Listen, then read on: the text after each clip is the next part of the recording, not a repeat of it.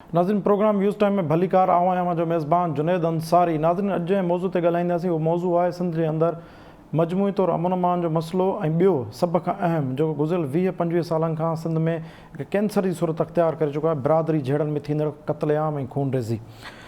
कुझु ॾींहं अॻु ज़िले कंदकोट में ॿिनि बिरादरियुनि में तकरार थियो। हिक ॿिए बिरादरियुनि ते इल्ज़ाम हेठि आयल चाचड़ बिरादरी जा 9 माण्हू क़तल थी विया।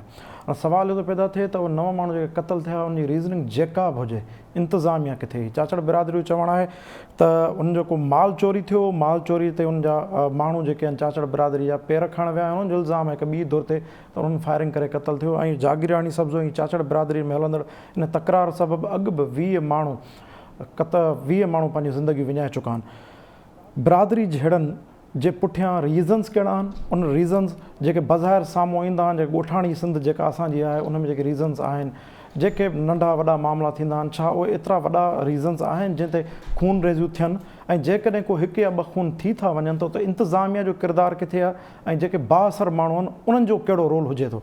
इन ई मामले ते ॻाल्हाइण लाइ हिन वक़्तु असांखे पैनलिस्टनि में जिन जॉइन कयो उन में शामिल आहिनि डॉक्टर अयूब शेख साहब, इज़हार सुमरो साहब, इनाम भट्टी साहब, शबीर शेर साहब, मुश्ताक मीरानी साहब ऐं अमर सिंधू साहिबा। सभ खां पहिरियां हलूं था मुश्ताक मीरानी साहब ॾे। मुश्ताक मीरानी साहब, तव्हां मूंखे ॿुधी रहिया आहियो? मुश्ताक मीरानी साहब, तव्हांजे वेझो तव्हांजे ख़्याल में सिंध जे अंदरि जेको बिरादरी जहिड़नि जे नाले ते जेको खून रेज़ी थिए थी, हींअर बि जेका ॻाल्हि साम्हूं आई आहे त हिकिड़ी बिरादरी जे माण्हुनि जो चवणु आहे त असांजो माल मताओ चोरी थियो ऐं माल मताओ जे ॻोल्हा में असांजा माण्हू पहिरों खणी वञी रहिया त अॻियां 25 हथियार बंदनि उन्हनि ते फायरिंग कई, जंहिंमें 9 इंसानी ज़िंदगियूं मौत जो खाज बणिजी वियूं। अञा ताईं को केस दाख़िल न थी सघियो आहे। इहो को पहिरियों ई आख़िरी वाक़ियो न आहे, हिकिड़ो डिघो दास्तान आहे। हज़ारे माण्हू क़तल थी चुका आहिनि। सिंध जा 4-5 ज़िला आहिनि, उहे त नोगो एरियाज़ आहिनि। पहिरियां धाड़ियल फैक्टर हो, हींअर बिरादरी जहिड़नि जे नाले ते थींदड़ खून रेज़ी। तव्हां इंतिज़ामिया खे, हुकूमत खे किथे था ॾिसो? छा ही उन खां सभिनि खां उन्हनि जे रेंज खां ई शयूं ॿाहिरि आहिनि? पहिरियों त मूंखे थोरी इजाज़त ॾिजो त मां 2-3 मिंट तव्हांजा वधीक वठंदुमि त सॼो फ्रेमवर्क मां तव्हांखे ॿुधायां। 3 साल अॻु असां हैदराबाद में कंसेप्ट मां डेवलप कयो रूरल टेररिज़म जो, ॿाराड़ीअ में दहशतगर्दी। उन ते असां मुज़ाहिरो बि कयोसीं, ह्यूमन राइट्स कमीशन जे ऑफिस में उते मुज़ाकिरो बि थियो।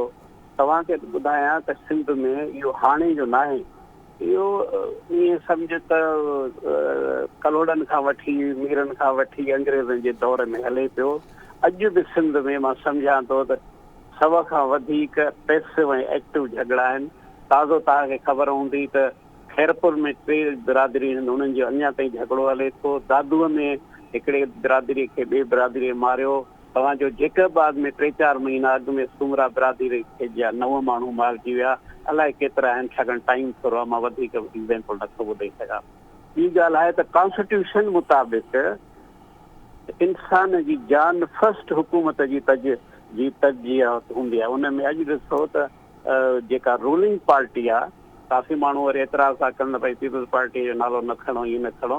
जेका सपोज़ रूलिंग पार्टी आहे उन अञा ताईं सिंध में होम मिनिस्टर अपॉइंट न कयो आहे। इन मां अंदाज़ो लॻाए सघो था त सिंध जी हुकूमत अमन अमान इंसानी जालनि जी हिफ़ाज़त लाइ केतिरो संजीदा आहे। इहो तव्हांखे ॿुधाइनि त रुॻो जेके इहे झगड़ा आहिनि, उहा रुॻो झगड़ा न आहे, इन जे पोयां कंप्लीटली मुआशात आहे। इन जे करे चवनि हर इशू में पॉलिटिकल इकोनॉमी। हाणे मिसाल तौरु कंहिं बि कम्यूनिटीअ जी माना दादागिरी वधंदी, सुपीरियरिटी हूंदी, उहो पाणी चोरी कंदो, उनजी कम्यूनिटी भतागोरी कंदो, बस स्टैंड ते कब्ज़ो कंदो, मालपीड़ीअ ते कब्ज़ो कंदो, ऐं नशो जो वापारु उते वधीक थींदो, ऐं उन खां पोइ हथियारनि जो वापारु थींदो।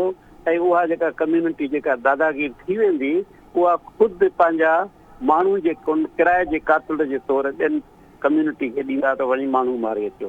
सो हीअ न सम्झो त हिकिड़े 2 कम्यूनिटीज़ में झेड़ो आहे, माण्हू था मरनि, पर उनजे पोयां पूरी हिकिड़ी इकोनॉमिक्स आहे। ऐं ॿियो ॿुधाया, हाणे लोकल जेको MNA MPS जो रोल कहिड़ो आहे? कॉन्स्टिट्यूशनल। ॾिसो, असां डेमोक्रेटिक सिस्टम में रहूं था, मां रुॻो कॉन्स्टिट्यूशन जी ॻाल्हि थो कयां। उन्हनि जी ज़िमेवारी आहे त पंहिंजे वोटर जी ख़िदमत कर। हाणे अधु तव्हांजे ख़ुदि हिन प्रोग्राम में मां केतिरा दफ़ा चयो आहे त भई अपर सिंध खैरपुर ताईं जेको आहे सो धाड़ेल जे हवाले आहे। मुआशात जे हवाले सां तव्हांखे मां ज़िक्र कयो त जिते लॉ एंड ऑर्डर जी ख़राब सूरत आहे, उते जेको आहे इन्वेस्टमेंट न थींदी, मुआशात न थींदी। तंहिंजे करे अधु सिंध खां वधीक ही आहे ऐं हिकिड़े ॾींहं जो कोन्हे। ईअं सम्झो त जंहिं ॾींहं खां मां चई सघां थो पीपल्स पार्टी जी हुकूमत आहे उन खां वधीक ही में तेज़ी आई आहे। पहिरियां बि हूंदी यकीनन हूंदी, पर उन मां वधीक तेज़ी अची वई आहे। ऐं लास्ट में इहो चवां था त ही सॼी मीडिया सॼी ॻाल्हि चवे थी त बाबा होम मिनिस्टर कयो सुठा। हिन वक़्त बि शिकारपुर में 70 माण्हू मारिजी चुका अथव, 70 माण्हू शिकारपुर में माण्हू अगवा थिया आहिनि। जी मुश्ताक साहब ॿुधायो त सिंध जो माण्हू काॾे वञे, कंहिंखे चए? जी मुश्ताक साहब, शबीर शेर साहब, तव्हां इन मैकेनिज़म खे कीअं था ॾिसो? ॻाल्हि आहे त ही को पहिरियों बिरादरी जहिड़े में क़त्लेआम कोन थियो आहे, हीअ अॻे बि थींदा रहिया आहिनि। सभ खां अहम क्वेश्चन आहे इंतिज़ामिया जो किरदारु कहिड़ो आहे? इंतिज़ामिया पंहिंजो रोल छो नथी अदा करे? अञा ताईं केस दाख़िल न थी सघियो आहे। केस जे पोयां कहिड़ी रॉकेट साइंस थी सघे थी? ऐं फ्यूचर स्ट्रेटजी छा हुजणु खपे? असांजो सोशल फैब्रिक में इहो बदिलाव छो नथो अचे? उनजा फैक्टर्स कहिड़ा आहिनि? मसइलो इहो आहे त मां 2004 में पिटीशन दाख़िल कई जरगा सिस्टम जे ख़िलाफ़ हाई कोर्ट सक्कर बेंच में। सर हिते हिकिड़ो सर हिकु ॿियो ॿीहर तव्हां ॾे अचूं था, लाइन जो थोरो इशू थी वियो आहे शबीर शेर साहब। हलूं था डॉक्टर अयूब शेख साहब ॾे। डॉक्टर अयूब शेख साहब, तव्हां मूंखे ॿुधी रहिया आहियो? डॉक्टर अयूब शेख साहब, डॉक्टर साहब खे जो पंहिंजो आवाज़ ओपन करे। जी जी जी ॿुधां थो सर। डॉक्टर साहब, त मुंहिंजो सुवाल अव्हां खां बि इहो साॻियो ई हूंदो। सिंध जे अंदरि जेका खूनरेज़ी थिए थी बिरादरी जड़नि जे नाले में, माल मताउ जो चोरी था थिए थी या ॿिया के बि XYZ मामला थियनि था, छा इंतिज़ामिया एॾी बेवस आहे जो इंतिज़ामिया केस बि दर्ज नथी करे ऐं इंतिज़ामिया जो को मुतहरिक रोल बि कोन्हे, गवर्नमेंट का बि अचे, पर सिंध जे अंदरि जेको सोशल फैब्रिक आहे उन में बिरादरी जड़नि जे नाले ते थींदड़ खूनरेज़ी खे केरु बुंजो ॾियण वारो न आहे?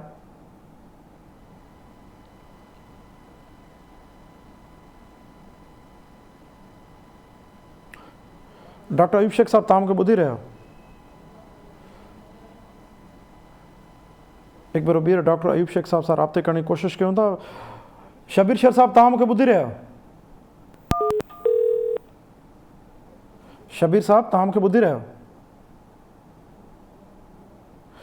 अहम सवाल आहे नाज़रीन, सिंध में जेको सोशल फैब्रिक आहे गुज़िरियल ख़ासि तौर ते गुज़िरियल 20 खां 22 सालनि जे अंदरि जेका खूनरेज़ी थी आहे मुख़्तलिफ़ बिरादरियुनि जे विच में, जीअं ओगाई ऐं तेगाणी बिरादरी जे विच में 110 खां वधीक खून थिया, महर हुजनि, जतोई हुजनि। ख़ासि तौर ते सिंध जे अंदरि जेके 3-4 अहम ज़िला आहिनि, शिकारपुर, कंदकोट, कश्मीर ऐं उन सां गॾु घोटकी सां लॻोलॻि जेके सिंध जा 3-4 जेके ॿिया इलाइक़ा आहिनि, जेके बॉर्डर रीजन आहिनि, जेकबा डिस्ट्रिक्ट जा वञी करे बलूचिस्तान पटी सां, उते काफ़ी बिरादरियूं जहिड़ींदड़ आहिनि ऐं उन्हनि जा जेके जहिड़नि जा रीज़न्स जेके मालूम थियनि था उहे रोज़मर्रा जा पैटी इंट्रस्ट आहिनि, जे दगनि था जहिड़ो, पाणीअ लंघनि था जहिड़ो, पाणी जे वारनि था जहिड़ो, चोरियुनि था ख़ासि तौर ते जहिड़ो। जेकॾहिं इन्हनि ऐं जॾहिं इहे जहिड़ा थियनि था, जहिड़नि जा रीज़न्स साम्हूं अचनि था, त उते जेको आहे इंतिज़ामिया जो को मुतहरिक किरदारु नज़र नथो अचे, जंहिंजे करे इहे खूनरेज़ियूं वधनि थियूं ऐं जेके बिरादरियुनि में असर रसूख़ रखंदड़ माण्हू आहिनि उन्हनि जा कंहिं हद ताईं जेके वेस्टेड इंट्रस्ट आहिनि उहे वेस्टेड इंट्रस्ट जे करे उहे क्लेश न वधनि था, खुटण जे बजाए खूनरेज़ी वधनि था। इन ई मामले ते ॻाल्हाइण लाइ हिकु भेरो ॿीहर हलंदो आहे शबीर शेर साहब ॾे। शबीर साहब, तव्हां मूंखे ॿुधी रहिया आहियो? जी शबीर साहब, तव्हां कंटिन्यू कयो सर। इहो त 2004 में मूं जरगन जे ख़िलाफ़ हाई कोर्ट सक्कर में पिटीशन दाख़िल कई। उन पिटीशन ते उन वक़्त जे जज साहिब रहमत हुसैन जाफ़रीअ, जेके सीनियर वकील हुया, हबीबुल्लाह हुयो, शेख हबीबुल्लाह, इमदाद अवान, अब्दुल फताह मलक, उन्हनि सभिनी खे एम्यूकस क्यूरी राय करे मोकिलियो त कोर्ट जे दोस्त तौरु जेको आहे सो बाबा ही मदद कयो। इशू तमामु वॾो आहे, हे ईअं मामूली इशू कोन्हे को। ऐं उन में मूं इहो ॾिनो त जरगा सिस्टम जेको आहे उहो इलीगल कोर्टूं आहिनि, गैर कानूनी अदालतूं आहिनि, जेके हिकिड़ा गैर वास्तेदार माण्हू था हलाइनि पिया ऐं उन्हनि कोर्टुनि जे ज़रिए क़बाइली झेड़ा था थियनि पिया, फ़ैसिला था थियनि पिया, खूननि में पाड़िया था वञनि ऐं को हिसाब कोन थो थिए, खूननि खे सज़ा कान थी मिले पई। हीअ सिधी सही दहशतगर्दी आहे, जंहिंमें जेको आहे सो इहो ॾिठो वेंदो आहे त हे चाचड़ कबीले सां तालुक तो रखे मारियोसि, हे सब्ज़ोई कबीले सां तालुक तो रखे हिनखे मारियोसि, हे जतोई आहे हिनखे मारियोसि, हे महर आहे हिनखे मारियोसि। हालांकि हुन माण्हूअ जो सिधी अणसिधी तरह उन्हनि झेड़े सां को तालुक कोन्हे हूंदो, पर उन ज़ात ऐं कबीले जी बुनियाद ते कयो वेंदो आहे। इहो केरु थो कराए? इहो असल में जेके पाण खे चीफ सरदार ऐं भोतार था सॾाइनि पिया। जॾहिं हुन कोर्ट उन जरगा सिस्टम ते पाबंदी लॻाई ऐं हद जे पुलिस ऑफिसरनि खे डायरेक्शन ॾिनी त किथे बि जरगो थिए उते तव्हां पाण कंप्लेन थियो, SHO कंप्लेन थिए, SP कंप्लेन थिए। जेकॾहिं न थींदो त उन जे मथां तौहीन अदालत जो केस दाख़िल कयो। काफ़ी अरसे ताईं उन ते अमल थियो, उन खां पोइ साॻी सूरत हाल थी वई। हिन वक़्त में जेको कंधक कोटा वारो वाक़ियो आहे, उन ई दहशतगर्दी जो नतीजो आहे, उन ई क़बाइली निज़ाम जो नतीजो आहे। 2007 में हिते बशीर मेमण DIG हुयो। बशीर मेमण इहो ऐलान कयो सभिनी SHOs खे, SSPs खे चयईं त जंहिं बि हद में क़बाइली झेड़ो थिए, माण्हू मरनि, उतां जो जेको चीफ सरदार थो सॾाए पियो, उन ख़िलाफ़ FIR दाख़िल कयो। सूरत हाल इहा थी त 2007 खां वठी 2010 ताईं जेसीं ताईं बशीर मेमण हिते हुयो, को झेड़ो न थियो ऐं बिल्कुलु झेड़नि में ठापुर अची वई। हे झेड़ा तॾहिं था थियनि पिया त जॾहिं हिते असां वटि अपर सिंध में इन क़िस्म जा पुलिस ऑफिसर था अचनि पिया, जंहिंजो कमु सिर्फ़ु इहो हूंदो आहे असां माल कमायूं, पैसो कमायूं, ऐं उन्हनि खे बैकिंग हूंदी आहे पोयों हुकूमत जी, सरकार जी, सिंध सरकार जी बैकिंग सां उहे माण्हू ईंदा आहिनि, उन्हनि खे MNAs MPs जी बैकिंग हूंदी आहे। हींअर बि जेका आहे इहा सिर्फ़ु जेको आहे चोरी जो मसइलो कोन हुयो। हुननि ॼाणी बुझी बाक़ाइदगी सां टारगेट ठाहे सब्ज़ोई ऐं जागीराणी ॿई आया। छो त काफ़ी अरसे खां सब्ज़ोई ऐं चाचड़नि जो झगड़ो जेको आहे सो हलंदड़ हुयो ऐं उन में ॾंड ॾोह थिया हुया ऐं ईअं ई खूननि में पाड़िया विया ऐं माण्हू उहे जेके कातल हुया उहे जेलनि मञा निकिरी विया, आज़ादु थी विया। उन जे करे इहा दूही दुखंदी थी रहे पई ऐं कोर्टुनि खे अॻिते वधी करे इन्हनि केसनि खे उकलाइण कोन थो ॾिनो वञे पियो ऐं सरदार विच में पई फ़ैसिला करे ॾंड लॻाए या खूननि में पाड़े उन सॼे मामले खे मलियामेट करे था छॾनि पिया। उन जे करे ई इहे खून वधनि था पिया। हींअर बि चोरी जो ड्रामो रचायो वियो, जीअं हो पहिरियां खणी पहुता त उते हो मोर्चा ठाहे वेही रहिया, सब्ज़ोई ऐं जागीराणी। जी सर, पर सर मुंहिंजो हिते सवाल जेको बुनियादी आहे, हीअ त बिल्कुलु हिकिड़ो वाक़े जो पस मंज़र बि आहे ऐं जेको पेश मंज़र बि आहे। सवाल मुंहिंजो उन सॼे सोशल फैब्रिक ते आहे। तव्हांजे ख़्याल मुंहिंजो सवाल आहे, इंतिज़ामिया एतिरी लातालुक ऐं बेवस आख़िर छो आहे जो केस बि दाख़िल न थियो आहे, न पुलिस मुतहरिक आहे, न सिविल इंतिज़ामिया, केरु बि नज़र ई कोन थो अचे। ॾिसो न, मूं तव्हांखे अर्ज़ु कयो न, इन जे पुठियों भोतार आहिनि, जागीरदार आहिनि। जागीरदार ज़ाहिर आहे त SP उहे था मुक़ररु कराइनि, SHO उहे था मुक़ररु कराइनि। हाणे जेसीं ताईं भोतार इजाज़त न ॾींदो तेसीं ताईं FIR न थींदी, या FIR जे लाइ माण्हू सिलेक्ट कया वेंदा त कहिड़ा कहिड़ा जेके नाला ॾियूं, यानी उन्हनि में उहे नाला आंदा वेंदा जेके उन्हनि में झेड़े सां उन्हनि जो तालुक ई न हूंदो आहे। बाबा हे इन्हनि में सरगर्म माण्हू आहिनि, के वकील आहिनि, के कीअं आहिनि, के कीअं आहिनि। असांजो दोस्त आहे मुराद चाचड़, सदाईं वकील आहे, सदाईं ॾचे में पवंदो आहे, हूंदो बि कोन मामलनि में आहे। जेका बि FIR थींदी हुन में उनजो जेको आहे सो नालो ईंदो, होॾो असगर चाचड़ आहे होॾां उनजो नालो ईंदो। बट ॿिया आहिनि ईअं जेके पढ़ियल लिखियल माण्हू आहिनि, उन्हनि खे वठी उन्हनि में धिकींदा आहिनि। त हींअर बि इहा सिलेक्शन पई थी हले पई ऐं हुकूमत बाक़ाइदगी सां जॾहिं बि सीरियस थींदी आहे, संजीदा थींदी आहे, इहे ठापुर थी वेंदी आहे, इहे भोतार सभु ग़ाइब थी वेंदा आहिनि। भोतारनि खे जेको प्रोटेक्शन आहे उहो उन हुकूमत जो हासिलु आहे ऐं जेके SP आहिनि उहे उन्हनि जी मर्ज़ीअ सां रखिया विया आहिनि, SHO उन्हनि जे मर्ज़ीअ सां रखिया विया आहिनि। जेसीं ताईं इहे SHO इहे SP न हटाया वेंदा, इहो फितनो, इहो फसाद हलंदो रहंदो। इनखे ख़तमु नथा करे सघो तव्हां। जी शबीर शेर साहब, इनाम भट्टी साहब तव्हां मूंखे ॿुधी रहिया आहियो? इनाम भट्टी साहब, हेलो इनाम भट्टी साहब मूंखे तव्हां ॿुधी रहिया आहियो? हेलो इनाम भट्टी साहब, मुंहिंजो आवाज़ अचे पियो तव्हां? हिकु भेरो ॿीहर इनाम भट्टी साहब सां राब्तो करण जी कोशिशि कयूं था। हलूं था इज़हार सुमरे साहब। इज़हार साहब, तव्हां मूंखे ॿुधी रहियो साईं? इज़हार साहब, मुंहिंजो साॻियो सवाल अव्हां खां हूंदो, आख़िर इंतिज़ामिया एतिरी बेवस छो आहे? 10 माण्हू 9 माण्हू मारिजी था वञनि, उनजी माज़ी जी ख़बर आहे ऐं सिंध जे अंदरि इहो जेको बिरादरियुनि अंदरि जेका खून रेज़ी थिए थी, इन सॼे मैकेनिज़म ऐं तरीक़ेकार ते उनजे जेको आहे पर्सपेक्टिव खे तव्हां किथां ॾिसो ऐं उनजो तव्हांजे ख़्याल में छा इहे झेड़ा रुकिजी नथा सघनि छा?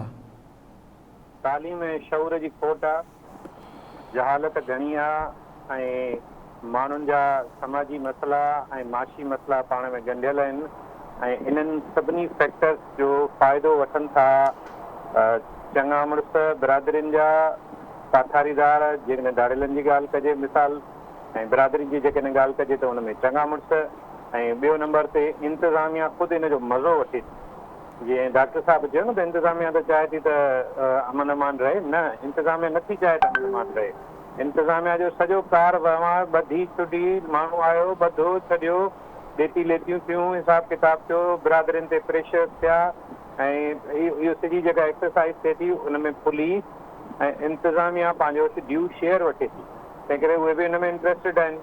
ऐं उन खां पोइ मथी लेवल ते वरी पॉलिटिकल फैक्टर बि आहे, ऐं पॉलिटिकल फैक्टर ज़ाहिरी ॻाल्हि आहे इहो आहे त जेकॾहिं तव्हां मूंखे वोट न कयो हो पोइ इलेक्शन में, त पोइ हाणे हिन जहिड़े में जेकॾहिं ॿिनि बिरादरियुनि जो जहिड़ो आहे त पोइ मां तव्हांजो साइड न वठंदुसि। माना इन क़िस्म जी अप्रोच हूंदी आहे वॾेरनि जी ऐं जेके पॉलिटिकल लीडरशिप आहे उन्हनि जी। ऐं इहे ॿई टई फैक्टर्स जेकॾहिं तव्हां ॾिसो त ओवरऑल इहे कंट्रीब्यूट कनि था। पर आउं सम्झां थो इन्हनि सभिनी खां मथे जेको अहम फैक्टर आहे न उहो आहे असांजो जेको शऊर, माण्हुनि में शऊर न हुजणु, तालीम जो न हुजणु, अवेयरनेस जो न हुजणु। जिते जिते बि इहे शयूं आहिनि माण्हुनि में इहा अवेयरनेस आई आहे त माण्हुनि पंहिंजा घेड़ा ऐं मामला ख़तम बि कया आहिनि, छा बि कया आहिनि। अच्छा, ॿियो वरी उन में जेको इहो ख़तमु करण जो बि जेको तरीक़ो आहे रिवायती, अगेन उन में बि बिरादरियुनि ऐं उन्हनि चङनि मुड़ुसनि जो ई बेनिफिट आहे। तव्हांखे इहा ख़बर हूंदी त इहे जेके जिरगा थींदा आहिनि त उनमें अल्टीमेटली बाक़ाइदे हिकिड़ो फाइनेंशियल शेयर थींदो आहे जिरगा कराइण वारनि जो, त उनखे बि हिसो पती ख़र्चु पको मिले थो उनजो।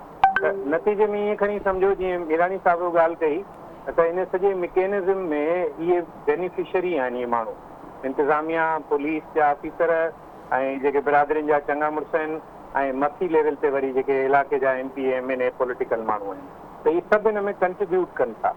ऐं सभ खां वॾो जेको हिन में अहम रोल आहे ऐं जेको निगलेटेड रोल आहे, मीरानी साहिबु चयो त नालो न वठणु खपे या दोस्त चवनि था, ऐं चवां थो बिल्कुलु खुलियल नमूने नालो वठणु खपे। माण्हुनि खे ॿुधाइणु खपे त सिंध में हिन वक़्तु जेका होम मिनिस्ट्री आहे उनजो प्रॉपर वज़ीर कोई न आहे। सिंध जो CM मुराद अली शाह उनजो वज़ीर आहे।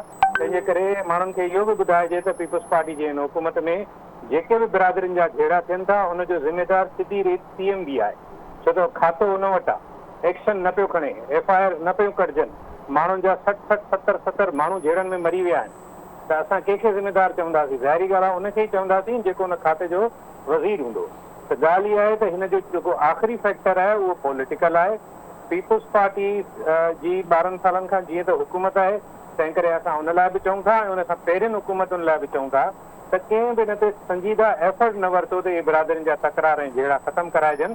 आख़िर में रुॻो आउं हिकिड़ी ॻाल्हि चवंदुसि त जहिड़नि जो वरी जे पस मंज़र ॻोल्हींदो त अव्हांखे अफ़सोस बि थींदो त असीं 21 सदी में वेठा आहियूं जहिड़नि जा पस मंज़र इंतिहाई मामूली आहिनि।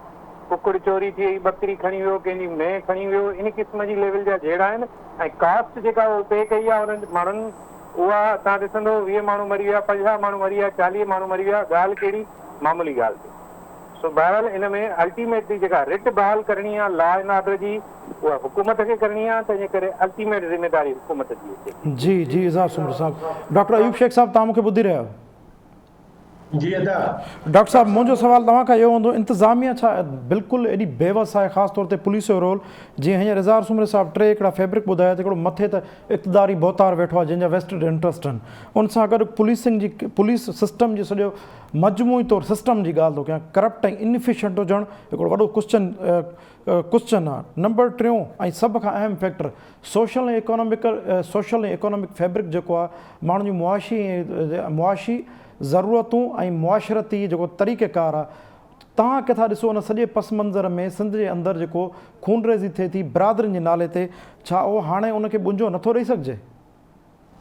आउं सम्झां थो त हीअ ॻाल्हि असांखे सम्झणु खपे त दुनिया में स्टेट्स जेके आहिनि न, उन्हनि जे हथ में इन्हनि कबीलनि जूं, विगोड़नि जूं, अमन जूं, इत्मीनान जे पॉलिसियुनि जूं सभिनी जूं चाबियूं जेके आहिनि न, उहे उन्हनि वटि हूंदियूं आहिनि। मिसाल तव्हांखे ट्रम्प ऐं बाइडन में फ़र्क़ु नज़र छो थो अचे?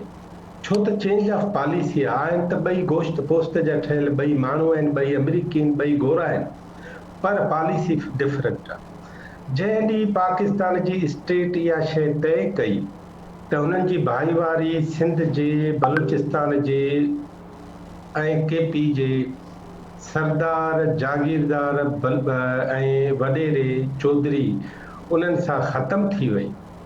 उन ॾींहं खां पोइ तव्हां हिते चेंज ॾिसंदव। ही जेके लड़ायूं आहिनि न, ही लड़ायूं बज़ाहिर ॿिनि कबीलनि जे विच में आहिनि, पर असल में सॼे संसार खे परेशान करणु ऐं उन्हनि खे तमामु घणो मायूस करणु ऐं उन्हनि खे टेंस करण जे लाइ आहिनि। हिननि जो तरीक़ो ही रुगो को क़बीले जो मामिलो कोन्हे, ही सॼी सिंध जो मामिलो आहे। हिननि में हिक ॿिए खां परे थियण जो मामिलो आहे। ही के ॾुख जी घड़ी में माण्हू को उन्हनि क़बीलनि जे वेझो थोरे ई वेंदा, को बि माण्हू उन्हनि क़बीलनि जे वेझो कोन वेंदो। परे खां मूंखे रुगो उन्हनि जी मज़म्मत करणी आहे, परे खां मूंखे रुगो इन सॼे मामले जी ख़राबी निशानदेही करणी आहे। ऐं वेझो वञी उन्हनि जे वेझो वरी केरु वेंदो? वेझो वेंदो तेगो ख़ान तेगाणी, वेझो वेंदो फिलाणो ख़ान मिसराणी, वेझो वेंदो फिलाणो ख़ान कंबराणी। उन्हनि खे पैसा बि मिलंदा, इज़ार जी चयो, उन्हनि खे उहा फी मिलंदी। त हिन झगड़े कराइण ऐं झगड़े खां पोइ अमन कराइण जी तव्हांखे हीअ फी था ॾियो। डॉक्टर जीअं हूंदो आहे न त पहिरियां मरीज़ खे ॾिसंदो आहे, उनजी फी वठंदो आहे, सर्जरी खां पोइ वरी सर्जरी जा अलॻि पैसा वठंदो आहे। ही साॻियो ई सिस्टम आहे। असल में जेसिताईं पाकिस्तान जी स्टेट पंहिंजी पॉलिसियुनि खे इन ई नमूने रखंदी, इहे इन ई नमूने किसा थींदा रहंदा। इहो बिल्कुलु ईअं आहे त जेसिताईं ख़राब रोड ऐं ख़राब ट्रैफिक जा सिस्टम हूंदा, तेसिताईं हादसा थींदा रहंदा। सर सुठो ऑफिसर सर तव्हां बिल्कुलु तव्हां कंक्लूड कयो आहे सर मैक्रो पर्सपेक्टिव में। डॉक्टर अयूब शेख साहब तव्हां मैक्रो में त बिल्कुलु तव्हां पंहिंजी हिकिड़ी अहम तरीन पॉइंट ॾिनी आहे त स्टेट जेसिताईं फ़ैसिलो न कंदी एसी ताईं त हीउ ईअं ई जीअं हलंदो रहे थो ईअं ई थींदो। ऐं जंहिं स्टेट फ़ैसिलो करे वरितो त कानून सभिनि ते लागू थींदो, त हर शहर बराबरि थींदो, पोइ फैसिलिटेटर बि न बचंदा ऐं जेके कानून टोड़ींदा उहे बि न बचंदा। पर जेसी ताईं भला स्टेट उहो फ़ैसिलो नथी करे त तव्हां कीअं पिया सम्झो त इन खे घटि में घटाए कीअं सघिजे थो? स्टेट खां पोइ हुकूमत जो बि त को रोल हूंदो न? हुकूमत जो फर्ज़ु आहे, उनजी ज़िम्मेदारी आहे, उनजी जवाबदारी आहे। जवाबदार बि सिंध गवर्नमेंट आहे, ज़िम्मेदार बि सिंध गवर्नमेंट आहे। वरी पोइ जॾहिं खातनि ते ईंदो पोइ त हेठि उन एसएचओ जी ज़िम्मेदारी न कयो तव्हां, पर एसपी ज़िम्मेदार कयो। पर तव्हां सॼी सूरताल ॾिसो था न, जिते जिते शयुनि खे तब्दील करण जो हिकिड़ो बि ऑफिसर को पैदा थिए थो त उते शयूं ॿिए रुख में वञनि थियूं। जिते नथो थिए उते साॻी यूनिफॉर्म पॉलिसी थी हले। मां सम्झां थो सिंध गवर्नमेंट खे हिकिड़ी शइ ज़हन में रखणी पवंदी त जेकॾहिं सॼी सिंध जा वॾेरा हुन पंहिंजा मफ्ती ऐं फरमाबरदार ऐं दादला करे छॾिया आहिनि त हिन इलेक्शन में, ईंदड़ इलेक्शन में, यूसी इलेक्शन में असांखे कमु ईंदा त पोइ इहे असां सभिनी खे बर्दाश्त करिणो पवंदो। पर जेकॾहिं सिंध गवर्नमेंट अमन जे वास्ते हिकिड़ी लाइन थी करे ड्रा त हिन पासे अमन हूंदो, हिन पासे बदअमनी हूंदी, हिन पासे बदमाश हूंदो, हुन पासे अवाम हूंदो, हिन पासे मज़लूम हूंदो, हुन पासे ज़ालिम हूंदो, उन खां पोइ तव्हांखे मामिलो बहितर मिलंदो। सर मां नंढड़ो हिकिड़ो आख़िरी कमेंट चाहींदो। तव्हांजो तालुक़ु ॻोठाणी सिंध सां आहे, तव्हां इन सॼे ताने पेटीअ खे सम्झो था। तव्हां वटि को सोल्यूशन हुजे एट द राइट मोमेंट, हिन वक़्तु जेके गिवन सर्कमस्टेंसिस में तव्हांजे ख़्याल में कहिड़ो आसान सोल्यूशन थी सघे थो? टाइम घटि आहे सर। जो सोल्यूशन पंहिंजा जुनेद जी जी डॉक्टर साहब जी डॉक्टर साहब तव्हां खां मां पुछां पियो जेके बि जिरगनि में माण्हू वेहनि था उन्हनि खे काल कोठड़ियुनि में बंदि करे विहारियो, हिकिड़ो महीनो उन्हनि जो कनेक्शन ख़तमु कयो, कम्युनिकेशन ख़तमु कयो। भले पखो बि ॾियोनि, भले एयर कंडीशन बि ॾियोनि, भले सुठी मानी बि ॾियोनि, उन्हनि सां का बि गैर इंसानी हरकत बि न कयो। उहे जेल में तमामु सरा सुठा लटा कपिड़ा, हिकिड़ो महीनो उन्हनि जो कनेक्शन कटियो। तव्हांखे उन हिकिड़े महीने में चार्ल्स नेपियर इहो ई कयो हो न। 150 साल अवल चार्ल्स नेपियर चयो जंहिं ॻोठ में खून थींदो उन ॻोठ जो फलाणो माण्हू जेल में हूंदो। उन खां पोइ यार खून ई न थिया। ही स्टेट कुझु करे नथी न। स्टेट घटि में घटि इन्हनि खे सहूलियतुनि सां जेल में विझे ऐं कम्युनिकेशन मोबाइलूं बंदि करे ऐं जेल सुपरिटेंडेंट तमामु भला रखे, कमु फर्स्ट क्लास थिए। जी डॉक्टर अयूब शेख साहब, इनाम भट्टी साहब तव्हांजे ख़्याल में तव्हां वटि सोल्यूशंस कहिड़ा आहिनि? हीअ जेको सिचुएशन सॼी हले वेठी, 10 माण्हू मारिजी था वञनि ऐं उनजे मारिजण खां पोइ जेका वरी सूरत साॻी अची बीह थी रहे। सिर्फ़ु जीअं डॉक्टर अयूब शेख चयो त हींअर त उन्हनि सां केरु हमदर्दी करण बि कोन वियो आहे। सवाल साॻा आहिनि ऐं जवाब को मुख़्तलिफ़ न आहिनि, पर एट द राइट मोमेंट हिन वक़्तु तव्हां हिन लम्हे तव्हांजे ख़्याल में मुमकिना तौर ते कहिड़ो हल थी सघे थो?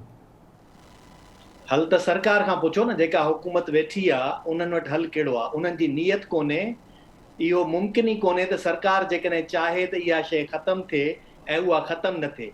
त इन करे असुलु ॾिसणो इहो आहे त मौजूदा जेका हुकूमत तव्हांजे मुंहिंजे वस में त कोन्हे न। डॉक्टर अयूब शेख वञी करे या इनाम भट्टी वञी करे इहे क़बाइली झेड़ा ख़तमु कोन कराईंदो, रियासत कराईंदी। रियासत छो नथी कराए? छाकाणि त उन्हनि खे माण्हू उते महकूम खपनि, ग़ुलाम खपनि। उहे महकूम ऐं ग़ुलाम कीअं हूंदा? जॾहिं उते इन क़िस्म जा क़बाइली झेड़ा हूंदा त हिन सॼे जे सॼे राज खे हिकिड़ो पुलिस जो SHO आङुर ते नचाए सघंदो, ऐं उहो पुलिस जो SHO हिकिड़े कंहिं बि भोतार जे चवण ते लॻल हूंदो, जेको वरी उन MNA MPA जो या वोटर हूंदो, वोट कराईंदड़ हूंदो, या बज़ाते ख़ुदि MNA MPA हूंदो। हाणे उहो MNA MPA जंहिं सरकार जी मदद कंदो, सरकार उनखे बदिले में उते उनखे SP बि रखी ॾींदी, SHO बि रखी ॾींदी, ऐं पोइ इहे क़बाइली झेड़ा हणंदा रहंदा। क़बाइली झेड़ा ईअं को पंहिंजे लेखे नथा उभरनि, क़बाइली झेड़ा कराया वेंदा आहिनि। छाजे करे कराया वेंदा आहिनि? त जीअं मुसलसिल उहो समाज इन ई घेरे में रहे। ऐं आउं त सम्झां थो त जेको नफ़्सियात आहे न महकूमनि वारी, जेको पायलो फरारी जो आहे, जीअं त पेडागागी ऑफ ऑपरेस, उन्हनि जे ई मुताबिक़ हू उनखे ऑपरेट कनि था त माण्हुनि खे कीअं महकूम रखंदो, माण्हुनि खे कीअं जेको आहे सो पंहिंजे अंडर में रखंदो। जॾहिं उहे विढ़ियल हूंदा तव्हांजी हुकुमरानी हलंदी। नंढे खां नंढो वॾेरो जेको वधि में वधि 10 घरनि जो चङो मुड़ुसु आहे, उहो बि उन राज खे सिर्फ़ु इन जे बुनियाद ते उनजो चङो मुड़ुसु थियो वेठो आहे, छाकाणि त उनजो चवणु SHO वठे थो। वरी उन SHO सां गॾोगॾु जेको मथियों वॾेरो वेठो आहे, उन खां वधीक जेको वॾो भोतार आहे, जेको वरी हुकूमत सां सरकार सां उनजो वोटर थियो वेठो आहे, MPA या MNA थियो वेठो आहे, उन ताईं उनजी पहुच ऐं रसाई आहे। ऐं पोइ इहो सॼो नेक्सस ईअं ऑपरेट थो थिए। ऐं वरी अचूं ॿिए पासे रियासत, हलो ही त थी सरकार जेका मौजूदा हुकुमरान जमायत हूंदी उहो उनजो थियो बेनिफिट, पर रियासत ईअं छो थी चाहे? उहे इदारा, उहे जेके सम्झनि था त मुल्क जा असुल वाली वारिस आहिनि, मुल्क खे हलाइनि था, उन्हनि जो बि वरी पुठियां हिन जे कारोबार आहे। ऐं सम्झां थो पाण वटि 80s वारे ज़माने में 88, 83, 86 इन में धाड़ेलनि ते जेको बि जेतिरो बि तहक़ीक़ कई वई, जिन बि उन जे अंदरि वञी डेप्थ में ॾिठो, उन्हनि खे नज़र आयो त इन सॼे जे पुठियां असले जो कारोबार कीअं थो थिए। हीउ बिल्कुलु ईअं ई आहे जीअं दुनिया जे अंदरि वॾियूं जंगियूं करायूं वञनि थियूं न, उहे मुल्क जेके असले जे बुनियाद ते पंहिंजो कारोबार हलाइणु चाहिनि था ऐं पोइ मुल्कनि खे विढ़ाइनि था, ईअं ई वरी हेठि हिते असां वटि बि के उहे माण्हू आहिनि जेके असले जो कारोबार कनि था, ऐं उन कारोबार खे बि इन क़िस्म जा उहे झेड़ा खपनि। वरी रुगो असले जो कारोबार न, इहे सभई इलाइक़ा तव्हां ॾिसंदो बॉर्डर एरिया ते आहिनि। बलोचिस्तान जो बॉर्डर बि लॻे थो, पंजाब जो बॉर्डर बि लॻे थो। उतां उहे बॉर्डर जे एरिया में इहे सभु शयूं जॾहिं थींदियूं त उन सां गॾु ॿिया बि कारोबार लॻा पियल आहिनि। उन सां उन में मंशियात बि अची थी वञे, उन में ॿियूं बि केतिरियूं शयूं अची थियूं वञनि जेके उतां इन्हनि जे ज़रिए क्रॉस थियनि थियूं। उहे कीअं थींदियूं, इहो सॼो हिकिड़ो नेक्सस आहे। इन खे सम्झण जे लाइ कंहिं बि क़िस्म जी का अरबी फारसी कोन्हे। रियासत जी मौजूदा हुकुमरान जमायत खे उहे माण्हू खपनि जिन खे हेठि ग़ुलाम राज खपे, ऐं उन्हनि कुझु माण्हुनि खे वरी पंहिंजो कारोबार हलाइणो आहे, जिन खे असलो विकिणणो आहे। उन्हनि सभिनी जो हिकिड़ो गॾियल गठजोड़ आहे। ख़तमु कीअं थी सघंदो? इज़हार पियो चए न तालीम या शऊर।